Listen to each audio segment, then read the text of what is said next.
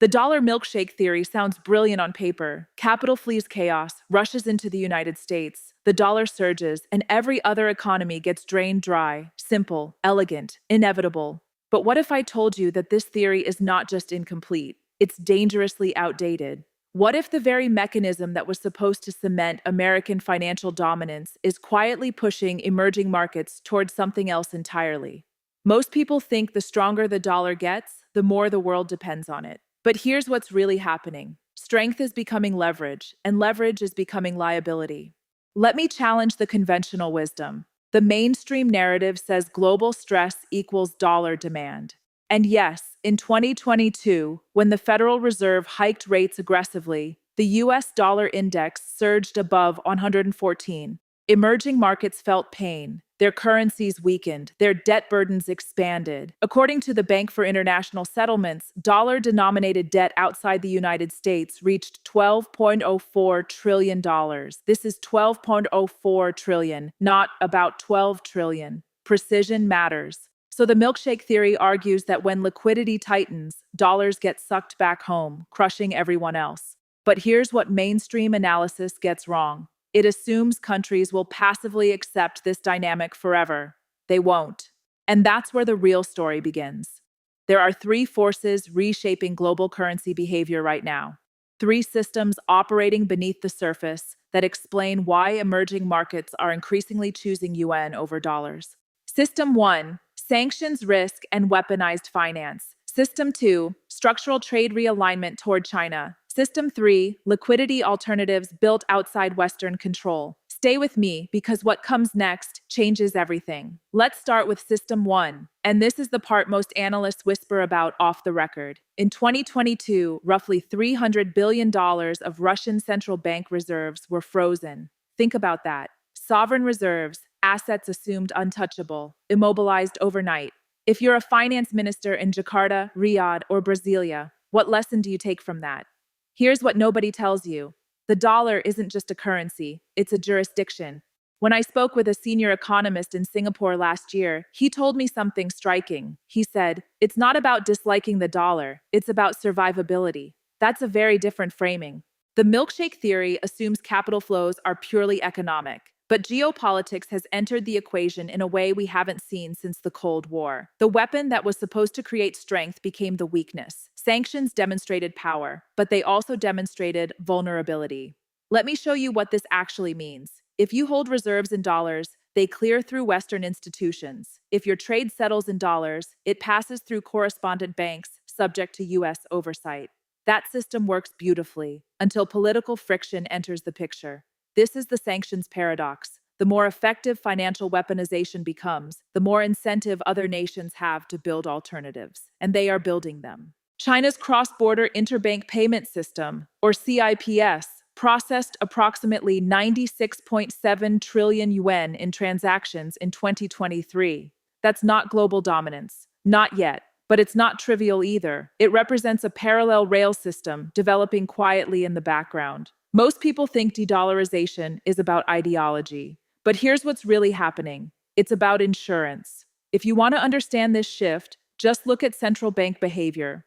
According to IMF data, the dollar's share of global reserves has declined from over 70% in 1999 to roughly 58.4% recently. That's not collapse, but it's erosion.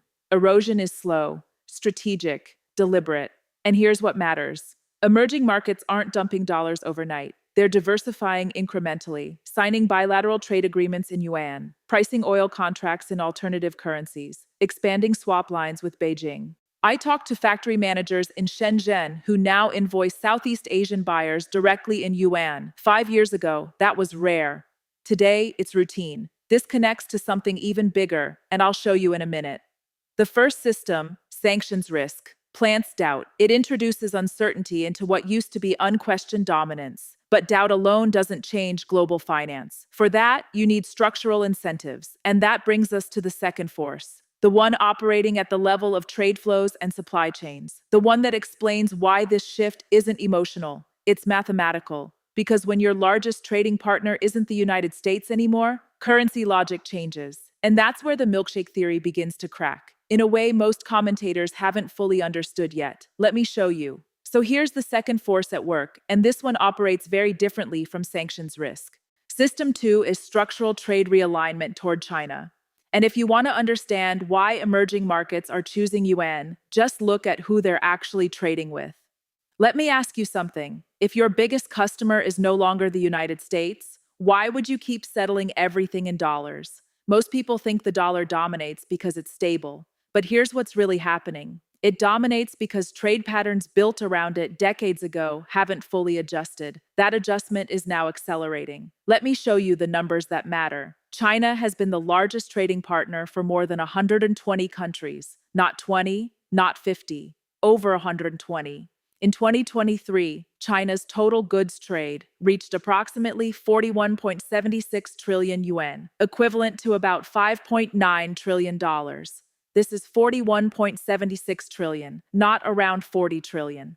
Precision tells you scale. Meanwhile, many emerging markets now send more exports to China than to the United States. Brazil is a perfect example. In 2023, roughly 30% of Brazil's exports went to China, compared to about 11% to the US.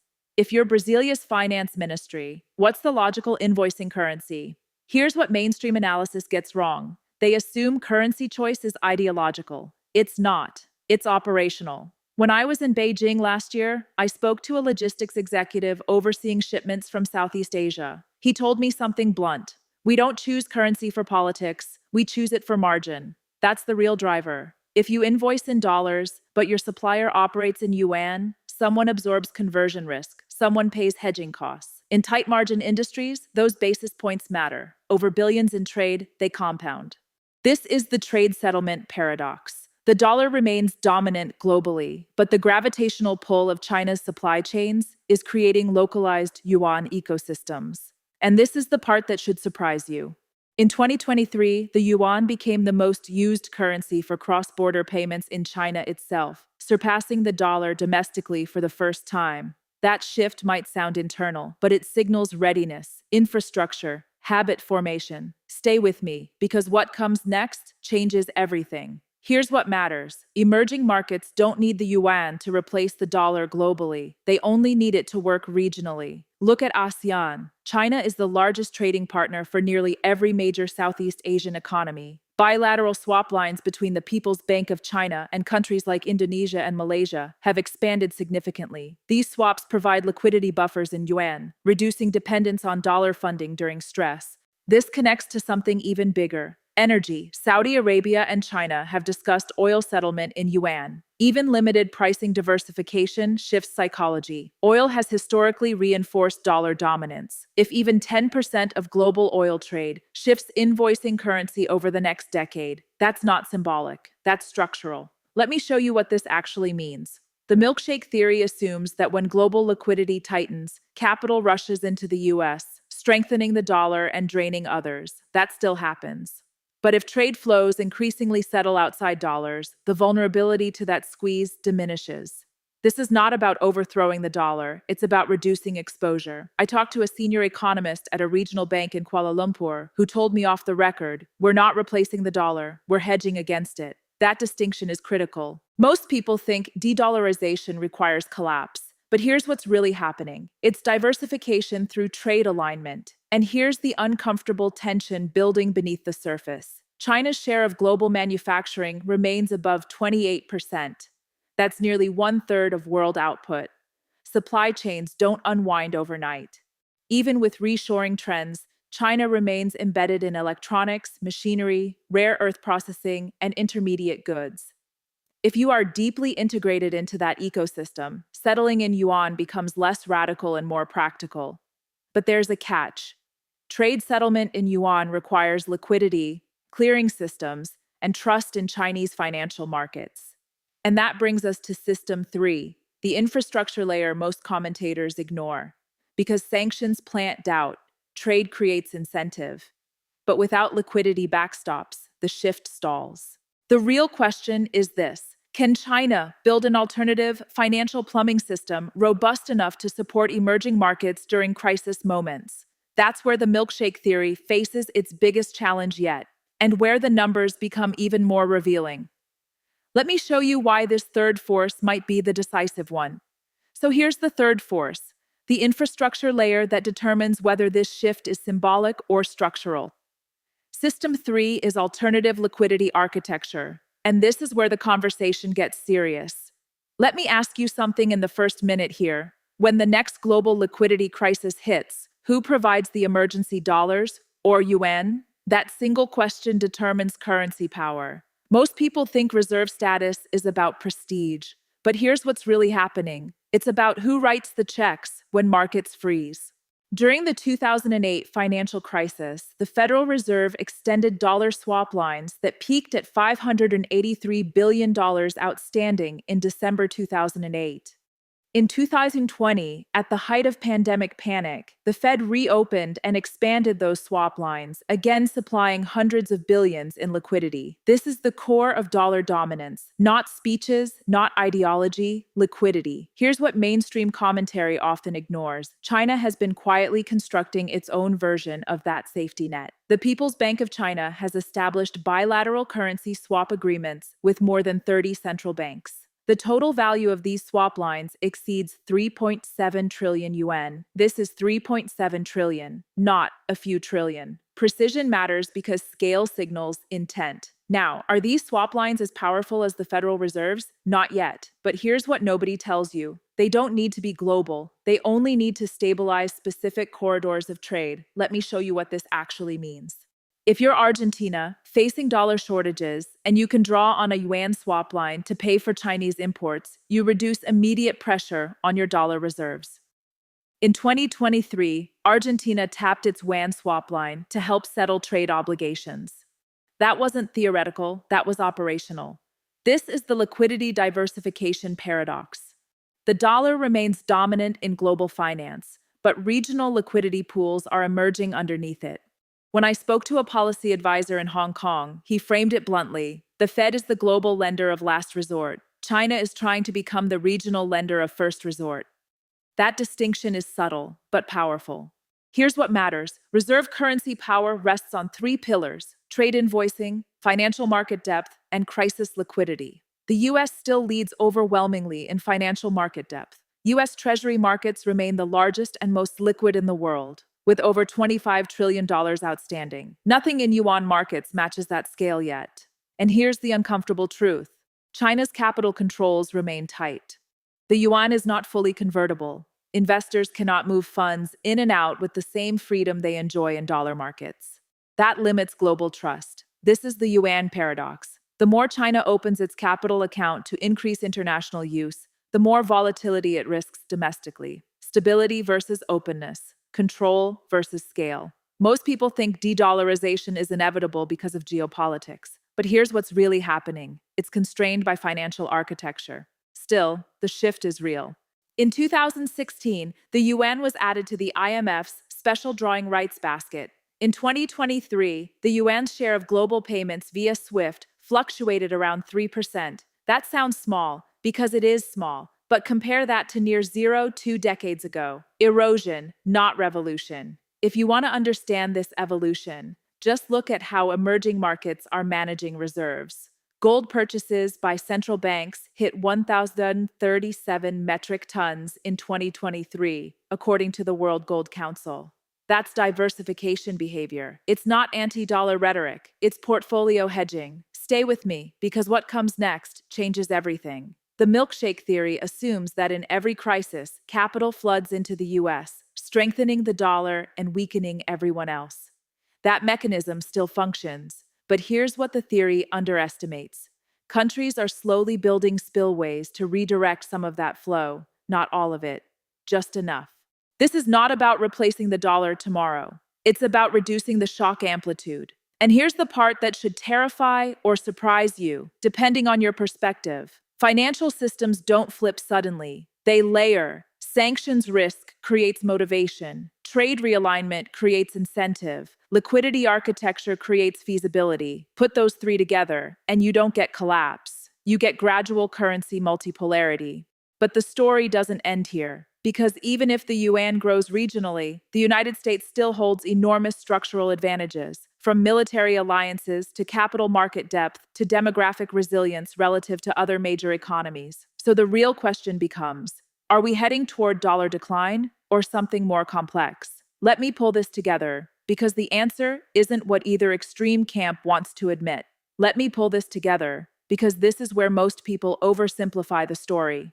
System 3, alternative liquidity architecture, does not overthrow the dollar. It modifies the playing field. China's swap lines, CIPS expansion, regional settlement in Yuan, these are shock absorbers. They don't replace the Federal Reserve's global role. They reduce dependency at the margins, and margins in finance matter. Here's what mainstream debate gets wrong. It frames this as a binary outcome. Either the dollar crushes everyone under the milkshake theory, or the yuan dethrones it. But global monetary systems don't operate like elections. They operate like ecosystems. Let me give you a framework to understand this shift. I call it the layered liquidity world. Layer 1, the dollar remains the global core. It dominates deep capital markets, commodities pricing, and crisis backstops. U.S. Treasuries, with more than $25 trillion outstanding, are still the world's primary collateral asset.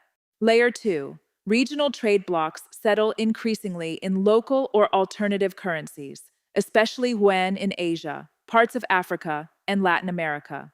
Layer 3, strategic reserves diversify. More gold, more bilateral swaps, more currency optionality. This is not collapse, it's adaptation. Let me ask you something. If you were running an emerging market central bank with $312 billion in reserves, would you keep 100% exposed to a single geopolitical jurisdiction, or would you quietly hedge? Most people think dollar strength guarantees loyalty, but here's what's really happening.